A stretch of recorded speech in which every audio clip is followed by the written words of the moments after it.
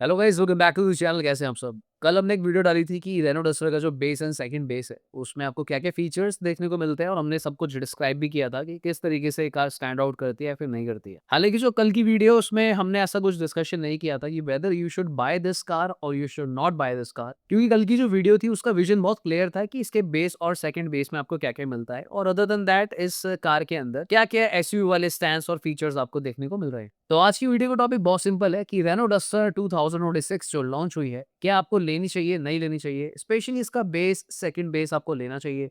जो engine Reno इसमें offer कर रही है, क्या ये वर्थ बाइंग है? और हम थोड़ा बहुत कॉम्पिटिशन को भी इंक्लूड करेंगे, जहाँ पे Tata Sierra, Victoris, Creta etcetera इन गाड़ियों के बारे में भी बात करेंगे। तो चलिए फटाफट से वीडियो को स्टार्ट करते हैं। दोस्तों, मैं आपसे रिक्वेस्ट करना चाहूँगा, अगर आप हमारी वीडियोस रेगुलरली देखते हैं, तो कृपया करके आप चैनल को सब्सक्राइब भी कर लीजिए, बेल आइकन को ऑन करके ऑफ कर लो और अगर ऑफ ही था तो ऑन कर लो, क्योंकि नोटिफिकेशंस आपको आते रहे। काफ़ी क्वेश्चंस आप लोगों के रेनो डस्टर से रिलेटेड हमारे पास आए हैं, जिसमें पहला क्वेश्चन जो सिंपली ये आता है कि क्या रेनो डस्टर एक अच्छी गाड़ी है या फिर रेनो डस्टर अच्छी गाड़ी नहीं है? सो देखो, as a car Renault Duster एक काफी अच्छी गाड़ी है एंड द थिंग इज कि गाड़ी को अच्छा बोलना कई सारे फैक्टर्स पे डिपेंड करता है। कार की डायमेंशंस कैसी है, कंफर्ट कैसा है, सस्पेंशन कैसा है, कार का इंजन कैसा है, कार की बिल्ड क्वालिटी क्या है। अब अगर आप इंजन देखते हो तो रेनो डस्टर में आपको 3 इंजन ऑप्शंस देखने को मिलेंगे। 1 लीटर टर्बो जो काइगर में भी आता है, 1.3 लीटर टर्बो जो कि काफ़ी चर्चा में है क्योंकि इसको मर्सिडीज़ ने भी अडॉप्ट किया था, और 1.8 लीटर का हाइब्रिड। हालाँकि 1.8 लीटर जो उनका हाइब्रिड है उसका अभी कुछ प्राइस फैक्टर रिवील ऐसा नहीं हुआ है। तो इसलिए यहाँ पर एक सिंगल लाइन में ये कहना कि रेनो डस्टर अच्छी गाड़ी है, नहीं गाड़ी है, दैट डिपेंड्स कि आप इंजन ऑप्शन क्या ले रहे हैं। हालाँकि कल एक यूज़र ने क्वेश्चन भी किया था कमेंट में, मैंने एक सिंपल रिप्लाई किया था कि अगर रेनो ने बाय एनी चांस डस्टर में 1.5 लीटर का 4 सिलेंडर इंजन डाल दिया होता ना, तो उसके बाद चीज़ें सारी चेंज हो जाती। तो क्लियरली बोला जा सकता था कि हाँ, रेनो डस्टर एक बहुत बढ़िया गाड़ी है। चलो आगे इन चीज़ों को मैं कवर करता रहूँगा। सबसे पहले बात करते हैं बेस मॉडल से। क्या आपको इस गाड़ी का बेस मॉडल लेना चाहिए? देखिए, मैंने आपको कल बताया कि ऑन रोड आते-आते ये आपको बेस मॉडल जो है 12 लाख से 12 लाख 20-30 हज़ार की रेंज में जाएगा। अब क्योंकि आप लोग पूरे इंडिया से वीडियोज़ देखते हैं तो थोड़ा बहुत रेट फ्लक्चुएट होता है, पर बेस मॉडल का जो प्राइस रेंज है इसका यहाँ तक जाएगा ही जाएगा। इस बेस मॉडल के अंदर आप लोगों को मैंने कल ऑलरेडी बताया था कि ना इंफोटेनमेंट सिस्टम है, ना क्रूज़ कंट्रोल है, ना रियर कैमरा है, रियर वाइपर वॉशर ऐसा कुछ नहीं है, डिफॉगर भी नहीं है। सो काफ़ी सारे इंपॉर्टेंट फीचर जो हैं वो इस गाड़ी से मिसिंग है। तो जहाँ पर एक आम आदमी, एक कंज्यूमर 12 लाख रुपए इस गाड़ी में लगाएगा, तो ये बहुत सिंपल है कि वो एक्सपेक्ट करेगा कि मेरी गाड़ी में काफ़ी फीचर्स आएँ। अब इस चीज़ को समझते हुए मारुति ने विक्टोरिस में सारे फीचर्स डाल दिए। अब मारुति विक्टोरिस डब्बा है, कूड़ा है, उसका इंजन अच्छा है या नहीं है, या फिर मारुति विक्टोरिस एक बहुत अच्छी गाड़ी है क्योंकि सालों से वो इंजन बेटर परफॉर्म कर रहा है। ये डिस्कशन मैं यहाँ पर नहीं करूँगा, वो आप लोग कमेंट सेक्शन में कर सकते हैं।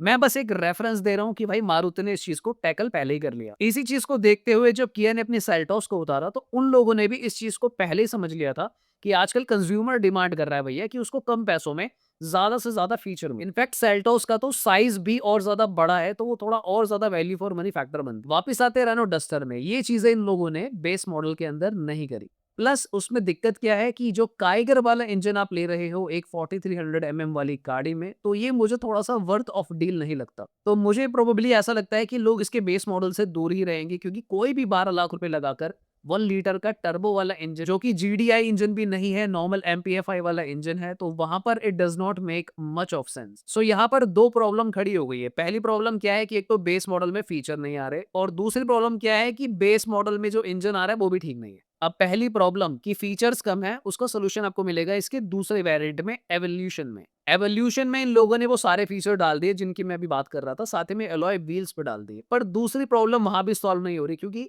एवोल्यूशन में अगर आप 1 लीटर वाला इंजन फिर से ले आते हो, तो और बड़ा लॉस है। एवोल्यूशन 11,70,000 रुपए का एक शोरूम है। तो यानी कि सीधा-सीधा 13,20,000 रुपए के आसपास ऑन रोड इंजन घर पे लेकर आना, 1 लीटर टर्बो जो कि जीडीआई नहीं है, फीचर्स उस गाड़ी में ज़रूर है। ये तो मुझको और बुरी डील लग रही है। अब इसका सॉल्यूशन जो एक लॉजिक बनता है डस्टर का, वो कहाँ से बनता है कि आप सेकंड बेस लो एवोल्यूशन, पर वहां पर आप 1.3 लीटर टर्बो इंजन लो। तो यानी कि सेकंड बेस हो गया, सारे फीचर्स आ गए, एलॉय व्हील्स आ गए, 1.3 लीटर का टर्बो इंजन मिल गया। ये इंजन जो है स्टैंड आउट करता है। यहाँ पर रेनो जो एक्चुअल में ग्लोबल रेनो है, उसकी झलक नजर आती है कि भाई डस्टर आ गई वापस। तो इस वेरिएंट और इस इंजन को देखने के बाद आप लोग बोलोगे कि भाई डस्टर ने रिटर्न कर लिया। पर यहाँ पर रिटर्न होते होते एक चीज और हो गई है दोस्तों कि ये वाला variant 1.3 turbo second base evolution 13 lakh रुपए एक शोरूम का है। अब ये आपको पड़ेगा जाते जाते सीधा सीधा 14.5 लाख रुपए के आसपास का ऑन रोड। अब असली प्रॉब्लम ये भी खड़ी होती है कि लोग ये भी सोचेंगे कि यार मैं 14.5 लाख रुपए लगाकर, नो डाउट मुझे बहुत अच्छी गाड़ी मिल रही है, बहुत अच्छा इंजन मिल रहा है, तो जो कार लवर है देखो वो तो खरीद लेगा डस्टर। जिसको पहले कभी डस्टर से प्यार था वो आंख बंद करके खरीदे। अगर आपके एरिया में नेटवर्क है रेनो का, बिल्कुल आप आंख बंद करके खरीदो। बट जो एक लाइफस्टाइल कार चाहता है, जिसको अपना नॉर्मल कार चाहिए, कभी कभी वीकेंड्स पे घूमना है, अप एंड डाउन करना है, वो व्यक्ति एक बार जरूर सोचेगा कि भाई मैं 14.5 लाख रुपए लगाकर रेनो डस्टर क्यों लूंगा। उसके पास मारुति विक्टोरियस का ऑल्टरनेट है, उसके पास किया सेल्टोस का बेस मॉडल का ऑल्टरनेट है, उसके पास hyundai क्रेटा के लोअर वेरिएंट्स है, भाई आजकल तो सनरूफ दे रहे हैं क्रेटा के लोअर वेरिएंट्स में। इसके बाद भैया टाटा सियारा भी तो बची हुई है। जो भी है, मेरे को सुनने में आया कि जो टाटा सियारा का 1.5 लीटर नेचुरल एस्पिरेटेड इंजन है, वो कई एक्सपर्ट्स ने चलाया, अपने रिस्पेक्टेड फीडबैक्स दिए, एंड दे रियलाइज कि ये जो इंजन है अंडर पावर फील होता है। और ये मैं नहीं बोल रहा हूँ, आपको काफी चैनल्स पे देखने को मिलेगा। मैंने तो खैर बहुत पहले ही बोल दिया था, but still this is what it is.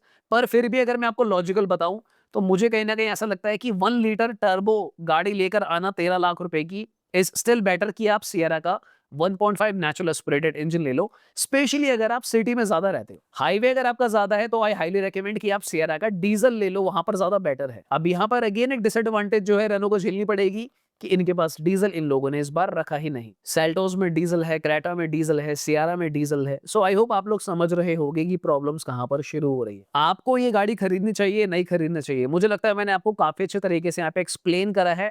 आपको अपनी फाइनेंशियल सिचुएशंस को समझना है, और अगर आपको डस्टर लेनी है तो प्रोबेबली 1.3 लीटर टर्बो लेना, उसके अलावा मुझे कोई भी ऐसा लॉजिकल नहीं लग रहा है फॉर अ वाइल कि आपको 1 लीटर टर्बो यहाँ पर जाना चाहिए। हालांकि कल मैंने आपको ये बात भी बताई थी कि रेनो ने ये 1 लीटर का जो इंजन है इसको थोड़ा सा ट्यून भी करा है, स्लाइटली और बूस्ट करने की कोशिश करी है इस इंजन को। बट द लॉजिक इज कि देखो, अगर कोई चीज 6 फुट की है, अगर आप उसको खींच तान कर थोड़ा स्ट्रेच भी करोगे तो ज्यादा से ज्यादा वो 6 फुट 2 इंच की हो जाएगी, उसके ऊपर तो वो टूटना शुरू हो जाता है। तो एक इंजन को पर्टिकुलर लिमिट तक ही आप ट्यून कर सकते हो, स्ट्रेच कर सकते हो। यू कांट मेक इट की लाइक भाई वो बिल्कुल ही अलग लीग में चला गया, ऐसा तो नहीं हो सकता। आप लोग हमारे वैल्यूएबल व्यूअर्स है, तो मैं आप लोगों की इनपुट और फीडबैक्स भी यहाँ पर चाहूंगा। आप लोग प्लीज कमेंट सेक्शन में ज्वाइन करें हमें, और अपने विचार रखिए कि आप लोग क्या सोचते हो कि ये जो प्राइसिंग रेनो ने रखी है, जो फीचर सेग्रीगेशन करा है variant wise, do you think it's worth it. मैंने कुछ दिन पहले एक बात बोली थी कि रेनो को आई थिंक ये करना चाहिए था कि अपने बेस मॉडल में फीचर्स ज्यादा से ज्यादा देने चाहिए थे, प्राइसिंग लॉजिकल रखनी चाहिए थी,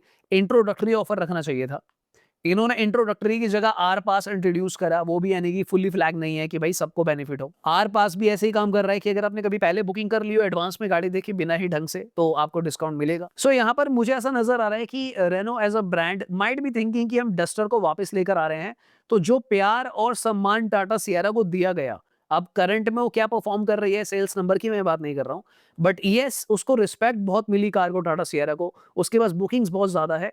सो मे बी रेनो को लगा कि यार हम अगर अपने डस्टर ला रहे हैं तो वैसा ही कुछ हो जाएगा। हालांकि अभी भी हम लोग पॉजिटिव ही सोच रहे हैं, क्योंकि वी डोंट नो कि भाई रेनो डस्टर क्या कर सकती है। होने को ये कार सुपर हिट भी हो सकती है और होने को सुपर फ्लॉप भी हो सकती है, या फिर ये बीच में ही रहेगी। ये तो अब आने वाले दिन और महीने बताएंगे कि ये कार कैसा परफॉर्म कर रही है। ऑलराइट, तो मेरे जो कुछ विचार थे मैंने आप लोगों के साथ वो साझा कर लिए हैं। आप लोगों को आई होप थोड़ी सी क्लैरिटी यहाँ पर आई होगी। So if you are planning to buy Renault Duster, I hope ये गाइड आपको हेल्प करेगी। आप वापस जाकर भी देख सकते हो, पॉइंट्स को समझ सकते हो। तो फिर आज के लिए इतना ही दोस्तों, मिलते हैं दोबारा किसी और दिन। Thanks for watching, bye bye, take care.